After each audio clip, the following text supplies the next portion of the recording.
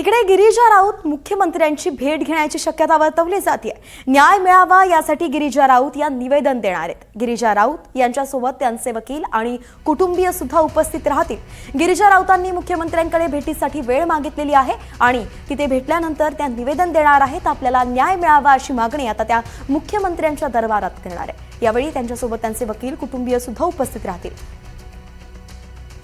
आता कुठली वेळ यांना मुख्यमंत्री देतात आणि कशा पद्धतीने गिरिजा राऊत त्यांना निवेदन देत आहेत, त्यावेळी काय काय आपली व्यथा त्या मांडतायत हे देखील पाहावं लागेल।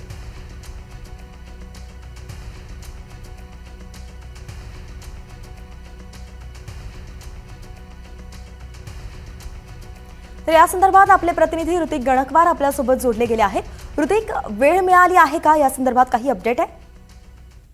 नक्कीच आपण बघतोय की गिरिजा राऊत आणि त्यांच्या वकिलांनी ही भेटीची वेळ जी आहे ती दुपारची मागितलेली आहे। मुख्यमंत्री कार्यालयातून अद्याप याबाबत काहीही कळवण्यात आलेलं नाहीये। मात्र दाट शक्यता आहे की दुपारच्या वेळी ही भेट होण्याची शक्यता आहे। एकंदरीत त्यांनी जे आरोप केलेले आहेत त्या आरोपांची निष्पक्षपणे चौकशी करण्यात यावी आणि आपल्याला न्याय मिळावा यासाठी ही भेटीची वेळ मागितल्याचं सांगितलं जात आहे। एकंदरीत कोणताही या प्रकरणाची राजकीय वरदहस्त नसावा, राजकीय दबाव नसावा असं मुख्यमंत्र्यांनी या प्रकरणात विशेष आदेश देण्यात यावे अशी मागणी या भेटीत गिरिजा राऊत यांच्याकडून करण्यात येणार आहे। त्यामुळं या भेटीची वेळ जी आहे ती दुपारी येण्याचं सांगण्यात आलेलं आहे।